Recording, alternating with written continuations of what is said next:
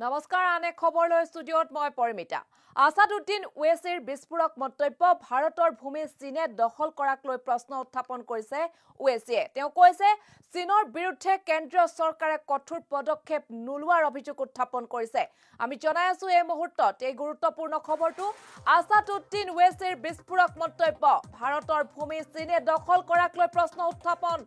আসাদউদ্দিন ওৱেইছিৰ চীনৰ বিৰুদ্ধে কেন্দ্ৰীয় চৰকাৰে কঠোৰ পদক্ষেপ নোলোৱাৰ অভিযোগ উত্থাপন কৰিছে লগতে ইতিমধ্যে যেহেতু গম পোৱা গৈছে অৰুণাচলত স্থাপন কৰা হৈছে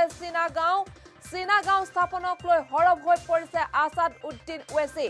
বিশেষজ্ঞৰ পৰীক্ষাৰ অন্তত বিস্ফোৰক খবৰ আহি পৰিছিল যেহেতু অৰুণাচলৰ যি 4.5 কিলোমিটাৰ মাটিৰ ভিতৰত স্থাপন কৰিছে 101টা ঘৰ আৰু 400 নদীৰ পাৰত চীনৰ গাঁও পতাৰ কথা নিশ্চিত কৰিছে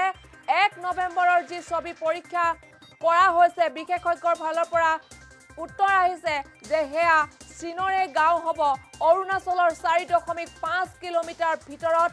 101টা ঘৰ 400 নদীৰ পাৰত যি 400 নদী ভাৰত আৰু চীনৰ সেই ইতিহাস প্ৰকৃত যুদ্ধৰ সাক্ষী আছিল সেই নদীৰ পাৰতে চীনৰ গাঁও পতাৰ কথা নিশ্চিত কৰিছে বিশেষজ্ঞৰ দলে 2020 চনৰ 1 নৱেম্বৰত কেইবাখনো আলোকচিত্ৰ প্ৰকাশ পাইছিল স্যাটেলাইট যোগে তোলা হৈছিল সেই আলোকচিত্ৰ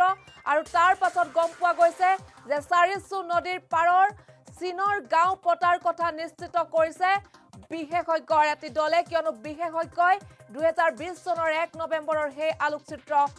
অতি সূক্ষ্মভাৱে তেওঁলোকে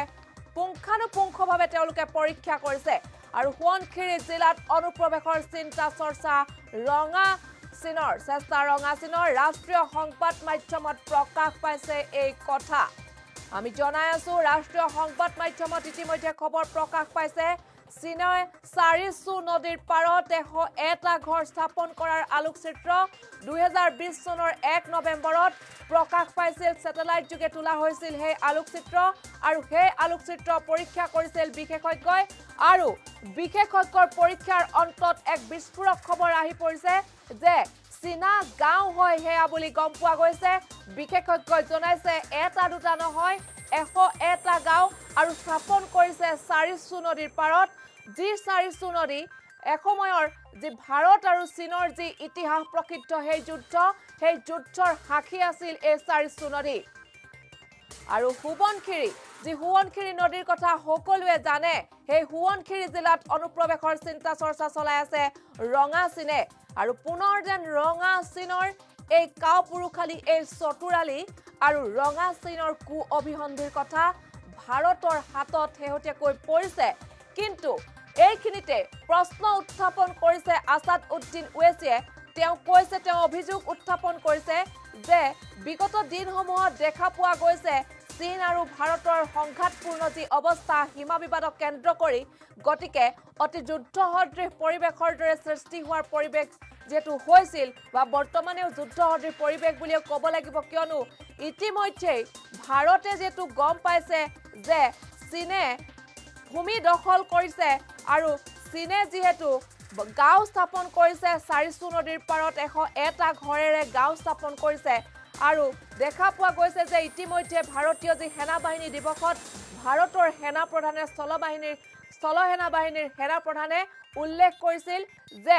চীনক কঠোৰ হকিয়নি দিছিল যে ভাৰতৰ ধৈৰ্যৰ পৰীক্ষা নলব যদিহে ভাৰতৰ ধৈৰ্যৰ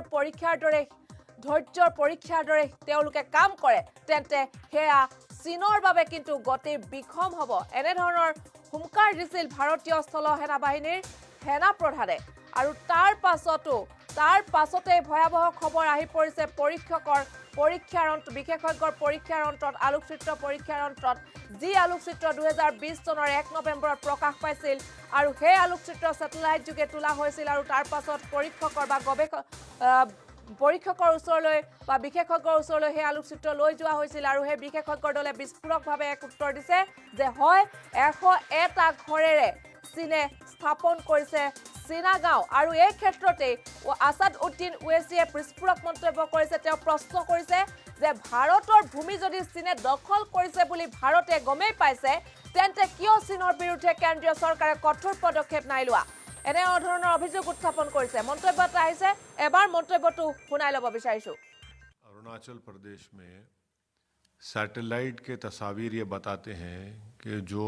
भारत के हिस्से का एरिया है उसमें चीन की पीएलए की फौज ने वहाँ पर बाज़ाब्ता प्रॉपर परमानेंट कंस्ट्रक्शन कर दिया है। अब सवाल ये पैदा होता है कि चाहे नथुला हो, सिक्किम में हो या फिर लद्दाख में हो, यहाँ पर बराबर चीन इंडिया के एलएसी में घुसकर भारत के इलाकों में घुसकर कब्जा करता जा रहा है।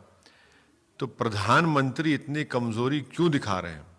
प्रधानमंत्री क्यों नहीं कहते कि चीन हमारी ज़मीन पर कब्जा कर रहा है, हम उनको रोकेंगे? एक जगह पर नहीं है, अरुणाचल में है, सिक्किम नथुला में है,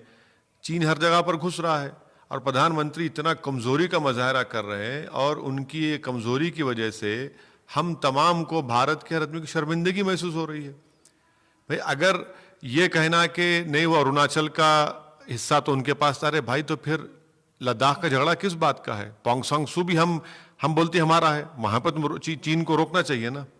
तो ये तमाम चीज़ों से अफसोस और शर्मिंदगी होती है हमको, ये जो चीन को नहीं रोक पा रहे हैं, जो हमारी ज़मीन पे कब्जा करते जा रहा है और प्रधानमंत्री चीन का नाम लेने से डरते हैं। हाँ बिल्कुल कमज़ोर प्रधानमंत्री हैं, इसलिए कमज़ोर है कि उन्हीं की पार्टी का एमपी कहता है कि जो ज़मीन भारत की थी उस पर चीन कब्जा कर चुका है। असदुद्दीन ओवैसी नहीं कह रहा है, बीजेपी का वहाँ का एमपी खुद कह रहा है कि ज़मीन भारत की ज़मीन थी जिस पर चीन ने कब्जा कर लिया है। तो बताइए कमज़ोर कौन होगा? तो कमजोरी कहना पड़ेगा ना प्रधानमंत्री को। उनकी पार्टी का एमपी, उसी मुकाम का एमपी कह रहा है, आईना दिखा रहा है उनको सरकार को, तब भी वो कुछ नहीं करते। আৰু আসাদুদ্দিন ওৱেইছিৰ মন্তব্য আছিল আৰু বিস্ফোৰক মন্তব্য কৰিছে তেওঁ কৈছে যদিহে ভাৰতে গমেই পাইছে ভাৰতৰ বিভিন্ন যেহেতু আলোকচিত্ৰ প্ৰকাশ পাইছে ভাৰতৰ মাটি বা ভূমি চীনে দখল কৰাক লৈ আৰু সেই আলোকচিত্ৰত গম পোৱা গৈছে যে চাৰিচু নদীৰ পাৰতে চীনে গাঁও প্ৰতিষ্ঠা কৰিছে তাৰ পাছতো কেন্দ্ৰীয় চৰকাৰে ভাৰতৰ কেন্দ্ৰীয় চৰকাৰে কিয় পদক্ষেপ লোৱা নাই এনে ধৰণৰ প্ৰশ্ন উত্থাপন কৰিছে তেওঁ অভিযোগ উত্থাপন কৰিছে চীনৰ বিৰুদ্ধে কেন্দ্ৰীয় চৰকাৰে কঠোৰ পদক্ষেপ নোলোৱাৰ অভিযোগ উত্থাপন কৰিছে যেটো সকলোৱে গম পাইছে যে বিশেষজ্ঞৰ দলে যোৱা বিগত বৰ্ষৰ 2020 চনৰ 1 নৱেম্বৰৰ যি স্যাটেলাইট যোগে তোলা আলোকচিত্ৰ ভাৰত সীমান্তত অৰুণাচলৰ যি ভাৰত আৰু চীনৰ সীমান্তত অৰুণাচল বৰ্ডাৰত যি আলোকচিত্ৰ প্ৰকাশ পাইছিল সেই আলোকচিত্ৰক লৈ বিশেষজ্ঞৰ দলে ইতিমধ্যে বিস্ফোৰক মন্তব্য কৰিছে যে কৈছে হয় 101টা ঘৰ লৈ চীনে ইতিমধ্যে চাৰিচু নদীৰ পাৰত গাঁও স্থাপন কৰিছে গতিকে এই ক্ষেত্ৰত ভাৰতে কেন্দ্ৰীয় চৰকাৰৰ ফালৰ পৰা গুৰুত্ব সহকাৰে লৈ চীনৰ বিৰুদ্ধে ব্যৱস্থা গ্ৰহণ কৰিবলৈ আহ্বান জনাইছে আসাদুদ্দিন ওৱেইছিয়ে লগতে কৈছে তেওঁ চীনা গাঁও স্থাপনক লৈ অতি হৰব হৈ পৰা দেখা পোৱা গৈছে আৰু অৰুণাচলৰ 4.5 কিলোমিটাৰৰ ভিতৰত স্থাপন কৰিছে 101টা ঘৰ চীনে গালৱান ঘাটি 2020 চনৰ জুন মাহৰ গালৱান ঘাটিত যি ভাৰতীয় সৈন্য আৰু চীনা সৈন্যৰ মাজত যি হতাহতিৰ সৃষ্টি হৈছিল আৰু য'ত শ্বহীদ হৈছিল ভাৰতৰ 20 জনকৈ সেনা জোৱান যুদ্ধ সদৃশ পৰিৱেশৰ সৃষ্টি হৈছিল আলোচনাৰ মাধ্যমেৰে ভাৰতে চীনক আনিবলৈ বিচাৰিছিল বা চীনৰ সৈতে তেওঁলোকে মিটমাট বা আলোচনা বিলোচনা চলোৱাৰ মাধ্যমেৰে সমস্যা সমাধান কৰাৰ ক্ষেত্ৰত কিন্তু ভাৰত আগবাঢ়ি আছিল কিন্তু তাৰ পাছতো দেখা পোৱা গৈছে অতি কৌশলেৰে অতি চতুৰালিৰে চীনৰ যি অভিসন্ধি হ'ব কিন্তু লাহে লাহে ফাদিল হৈ পৰিছে অৱশ্যে ভাৰতো কিন্তু পিছ পৰি থকা ভকত নহয় চীনে আহে হেনটো হৈ পিছত উৰি গুচি যায় ফেঁচাটো হৈ এনে ধৰণৰ উদাহৰণ দৃষ্টান্ত বহু আছে ইতিহাসত ভাৰত আৰু চীনৰ মাজৰ সম্বন্ধৰ যি ইতিহাস এই ইতিহাসৰ বিষয়ে নকৈ কোৱাৰ প্ৰয়োজন নাই পূৰ্বে ভাৰত চীনৰ যি যুদ্ধ সেই যুদ্ধ ইতিহাস প্ৰকৃত যুদ্ধ ইতিহাসৰ পাতত সোণালী আখৰে লিপিবদ্ধ হৈ আছে সেই যুদ্ধ সদৃশ পৰিৱেশৰ কথা কোনেও পাহৰি যোৱা নাই ইতিহাসৰ যিসকল ব্যক্তি বা লোক আছিল তেওঁলোকে জনাৰ উপৰিও নৱপ্ৰজন্মৰ বাবে সেই ইতিহাসৰ পাতত লিখি থৈ গৈছে যাৰ বাবে ভাৰতীয় সেনা আজিও হস্তম হৈ আছে সীমান্তত গতিকে লাডাখৰ সীমান্তৰ যি পাহাৰৰ চূড়া সেই চূড়াৰ দৰে আমাৰ ভাৰতীয় যি সেনা ভাৰতীয় সেনাসমূহ যিসকলে তাত পহৰা দি আছে সকলো সময়তে তেওঁলোকে পহৰা দি আছে টোপনি তেওঁলোকে নমৰাকৈ যি পহৰা দি আছে অহৰ্নিশে দিন ৰাতি একাকাৰ কৰি তাত পহৰা দি আছে তেওঁলোকে ঠাণ্ডা প্ৰখৰ ঠাণ্ডা পৰিছে প্ৰচুৰ ঠাণ্ডা পৰিছে তাত ঠাণ্ডাৰ যি তাত যেহেতু যথেষ্ট পৰিছে তাত যেহেতু বৰফ পৰি থাকে আৰু তাত বহুত ঠাণ্ডা পৰা শীত পৰা দেখিবলৈ পোৱা গৈছে আৰু তাৰ পৰিপ্ৰেক্ষিতত ভাৰতীয় সেনাপ্ৰধানগৰাকীয়ে কৈছে যে লাডাখ সীমান্তৰ যিসমূহ পাহাৰ সেই পাহাৰৰ চূড়াৰ দৰে আবাৰ ভাৰতীয় সেনাৰ সাহস বুলি তেওঁ কৈছে ভাৰতীয় সেনাৰ সাহস অতি উচ্চ আৰু ভাৰতীয় সেনাই অতি উচ্চ মানদণ্ডৰ এক মন লৈ ভাৰতে তাৰ চীনা সীমান্ত বা সীমান্তৱৰ্তী যিসমূহ অঞ্চল তাত পহৰা দি আছে গতিকে ভাৰতীয় সেনা প্ৰতিটো সময়ত প্ৰতিনিয়ত দিন ৰাতি একাকাৰ কৰি গৰম ঠাণ্ডা শীত তাপ সকলো একাকাৰ কৰি তেওঁলোকে প্ৰতিটো মুহূৰ্তত প্ৰতিনিয়ত তেওঁলোকে সদাসস্তম হৈ আছে যুদ্ধসদৃশ পৰিৱেশৰ সৃষ্টি হকে বা নহকে সকলো সময়তে ভাৰতীয় সেনা মজুত আছে সীমান্তত এনেধৰণৰ মন্তব্য কৰিছিল কিন্তু তাৰ পাছতে যেন ভাৰতক উভতি ধৰিছে ভাৰতৰ প্ৰতি অভিযোগ আনিছে আসাদুদ্দিন ওৱেইছে তেওঁ কৈছে অৰুণাচলৰ যি চাৰিচু নদী পাৰত ভাৰতৰ মাটি যেহেতু চীনে ভূমি দখল কৰাক লৈ প্ৰশ্ন উত্থাপন কৰিছে যেহেতু দখল কৰিছে বুলি ভাৰতেই গম পাইছে তেন্তে কিয় চীনৰ বিৰুদ্ধে কেন্দ্ৰীয় চৰকাৰে কঠোৰ পদক্ষেপ লোৱা নাই চীনৰ বিৰুদ্ধে অৰুণাচলত যি স্থাপন কৰিছে চীনাগাঁও সেই চীনাগাঁৱৰ বিৰুদ্ধে কেন্দ্ৰীয় চৰকাৰে কঠোৰ পদক্ষেপ নোলোৱাৰ অভিযোগ পুনৰ মন্তব্যটো আগবঢ়াইছো আসাদুদ্দিন ওৱেইছে सैटेलाइट के तस्वीर ये बताते हैं कि जो भारत के हिस्से का एरिया है उसमें चीन की पीएलए की फौज ने वहाँ पर बाज़ाब्ता प्रॉपर परमानेंट कंस्ट्रक्शन कर दिया है। अब सवाल ये पैदा होता है कि चाहे नथुला हो सिक्किम में हो या फिर लद्दाख में हो यहाँ पर बराबर चीन इंडिया के एलएसी में घुसकर भारत के इलाकों में घुसकर कब्जा करता जा रहा है तो प्रधानमंत्री इतनी कमजोरी क्यों दिखा रहे हैं प्रधानमंत्री क्यों नहीं कहते कि चीन हमारी ज़मीन पर कब्जा कर रहा है हम उनको रोकेंगे एक जगह पर नहीं है अरुणाचल में है सिक्किम नथुला में है चीन हर जगह पर घुस रहा है और प्रधानमंत्री इतना कमजोरी का मुजाहरा कर रहे हैं और उनकी ये कमजोरी की वजह से